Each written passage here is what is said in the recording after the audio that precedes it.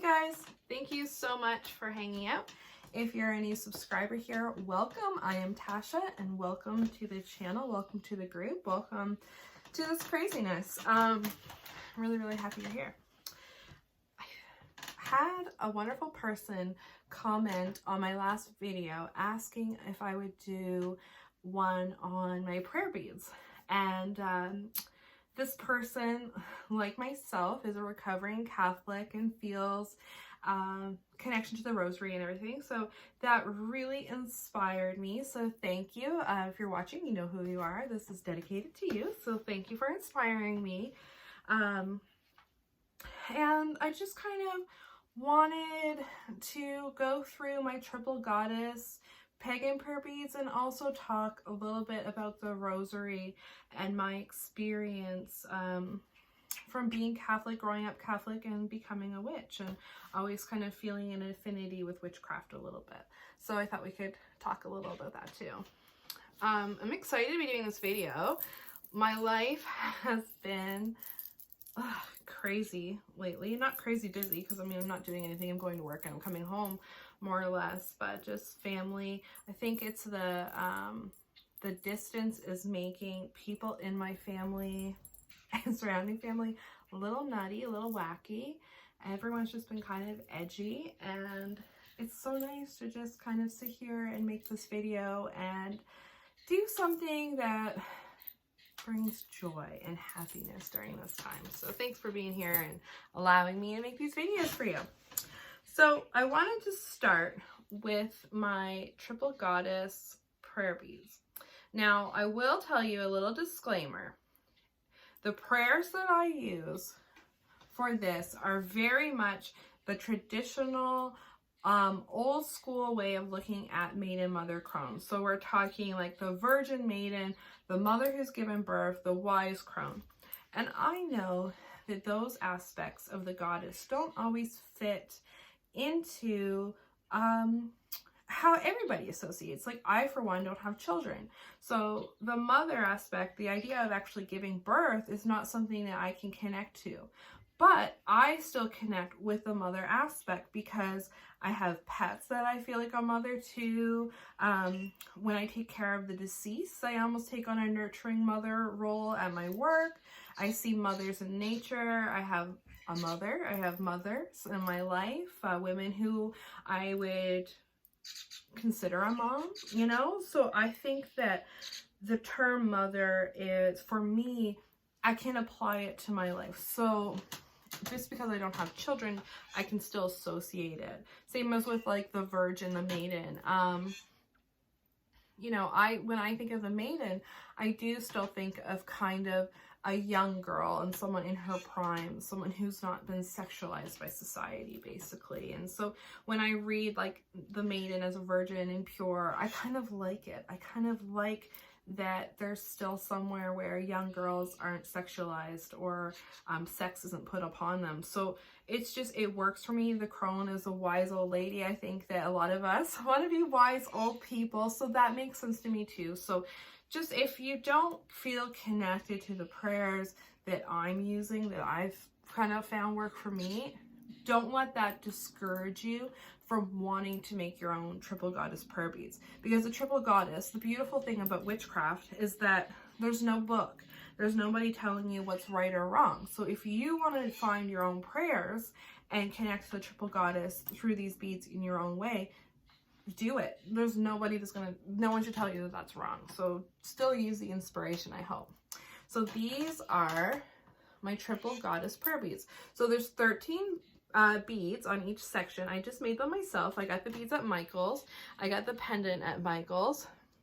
I wanted something nautical, something with the ocean. I live close to the ocean, and it's been a part of my craft. So I definitely, I went with a mermaid for that reason. You can literally put anything you want. You could take an old necklace and put the pendant on there. I mean, there's so many things you could do. The white pearly beads, they are the Maiden beads. The red beads are for the mother, and then the black beads are for the Crone.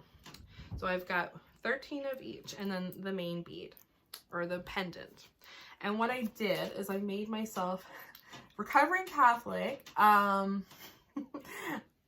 I love a good pamphlet with some prayers in it. So I made myself one of these just to help me familiarize myself with the prayers and to have an easy little handout that I can use. So I just made this. And then the first prayer is the pendant, so right here. And this is the prayer that I use. Great Goddess, whose garment is the shining heavens, you are the white moon, the beauty of the green earth. You are the mystery we seek to find. You have been here since the beginning. Great Goddess, Lady of Life, three that are one. You are everything, the earth under my feet, the air I breathe, the water of my blood, and the fire that illuminates my path. Blessed be. So we'll start on that path, on that pendant, with that opening prayer. Then I move on to the white beads, the Maiden. And I'll include these prayers below if you like them. They were found, so I've had these since about 2010, these specific prayers. I had another set of prayer beads that I've lost over the years. But they were from Sacred Beads was the website. It doesn't exist, but if you use the Wayback Machine, you can kind of find it. But that's where it came from, but I don't know the name of the author, unfortunately.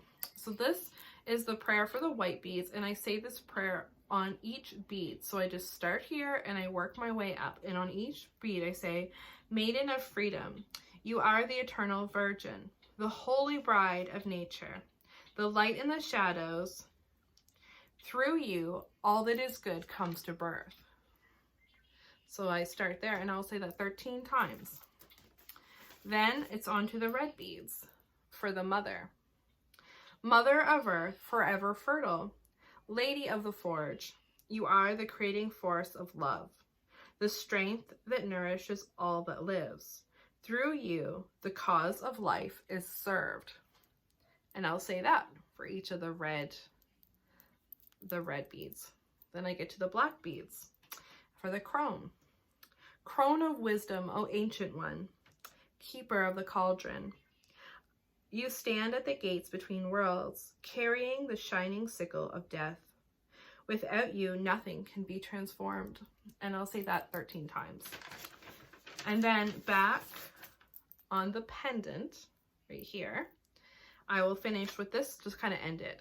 Blessed Lady, perpetual comfort of all creatures, who by your bounty sustains the world. You are the natural mother of all things, mistress of the elements, first of the gods celestial, by the power and will of she that is three, blessed be. And that's how I kind of close off on those. I really like using these. Sometimes it's just relaxing to have the beads in your hand and just kind of go through. It's a great way to get yourself into a spiritual space or to connect with the goddess, and it really works for me. So that's how I pray my triple goddess prayer beads. Now, the controversial one, kind of.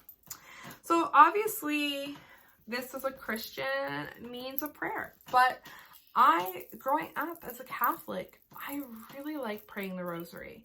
I really felt spiritual when I was praying the rosary, and I always felt very connected to the Blessed Virgin. And as Mary being one of my goddesses still, it makes sense to me to pray the rosary to her. I've tweaked it, however. So I don't follow your traditional rosary per se. I've kind of done my own thing. So traditionally on the rosary, there's the Our Father and the mysteries. I still sometimes will look at the mysteries. So Mary there's the joyful mysteries, the sorrowful mysteries, the glorious mysteries. So there's all kinds that you can use, and they're just the different stories of Mary and the story of Jesus, basically. So for the mysteries, I will sometimes look at them because her mythology is her mythology, whether or not I agree with everything in it. Or I will think of other things, like the mysteries of the goddess, the mysteries of what it is to be a woman, the mysteries to connect with femininity. And if you're a man, you could use it as a tool to connect with your own divine feminine, connect with the masculine. I mean, it really doesn't matter. At the end of the day, they're just beads. And you could use these beads to pray whatever you really want. But this is how I do it. So I start off with a Hail Holy Queen. This is me just, again, growing up Catholic, but I tweak it. So I say, Hail Holy Queen, Mother of Mercy, hail our life, our sweetness and our hope. To you do we cry. To you do we send up our sighs, mournings, and weeping in this vale of tears. Turn then, most gracious advocate, your eyes of mercy towards us and after us. Show unto us the blessed fruit of your womb. O loving, O sweet Virgin Mary. So I just kind of take out all the Jesus and Lord stuff. Then I move on to the beads. So I just use the beads as Hail Marys. And this is where I focus on a mystery or a little meditation, or, you know, if I want to talk to Mary, I will stop at this and say that. But here, I just do the Hail Marys, which I've also tweaked. So my version of the Hail Mary is, Hail Mary, full of grace, the Lord is with thee. Blessed art thou amongst women, and blessed is the fruit of thy womb. Holy Mary, Mother of God, pray for us now and at the hour of our death. Amen. So I just take out the sinner part. I take out the Jesus part. If any Catholics are watching those, they probably think, wow, she's blasphemous today. But that's what I do. So I've tweaked it to be more goddess-centric, I guess, and taking out the Christian God as much as I can, because I just don't connect with him. So that's what I do. So I would do all these as Hail Marys. It's just something that, if I can't sleep, sometimes I like to put the rosary beads under my pillow and pray to her with them. Again, a nice thing just to kind of have in your pocket, to have with you. No one really questions a rosary, which is great because you can use it for nefarious pagan purposes. And yeah, so that's kind of what I do. Like I said a million times now, growing up Catholic, I always knew that there was something about me that was not Catholic, and that I didn't connect. And when I found Wicca, which is where I started, and witchcraft, it was like coming home, and it just made sense. But there was a lot of things that I enjoyed about my Catholic faith, which mostly was the connection to the Divine Mother and the Virgin Mary. That was something that I wanted to carry over with me. For the first few years of my spiritual practice, I felt a lot of guilt, including the Virgin Mary, and I felt a lot of guilt, like wanting to pray the Hail Mary or use the Rosary, because I felt like I shouldn't, like I'm suddenly not allowed to use these items. What I wish I knew then that I know now is that if something feels good to you spiritually and you're not hurting anyone, it doesn't matter what other people think. It's other people who put the idea in your mind that because you're pagan, you can't use prayer beads or you can't use a rosary. That's not the divine telling you that. And if you have that gut feeling inside of you that you want to pray on prayer beads or use a rosary or whatever, that to me is all the sign that you need. You're not doing anything wrong. Who cares what Martha down the street at the church thinks about you using your rosary beads? Really, who cares? If she has a problem with it, that's her problem. That's not your problem. It takes a long time, I think, to get rid of that Catholic guilt, that Christian guilt. And it's something that I think can pull a lot of witches away from a witchy path, because they feel like they're doing something wrong. They feel so guilty. And I just want to tell you that if you feel like this is the right path for you and you're not hurting anybody, continue on your path, continue exploring it. If you feel like you and God have a good relationship, or you and the divine, or however you want to label that, don't let other people or dogmas or old guilt take you away from something that makes you happy. Right now, in our crazy messed up world, we need something to make us feel happy. And if finding witchcraft makes you feel spiritual, or having the idea of being able to worship a goddess or a figure that looks like you, then don't feel bad for that. Don't say sorry for that. Continue to explore it, because at the end of the day, we are all in charge of our own happiness, and we're the conduit to the God. We are the connection. We're the divine being. We're what's special here.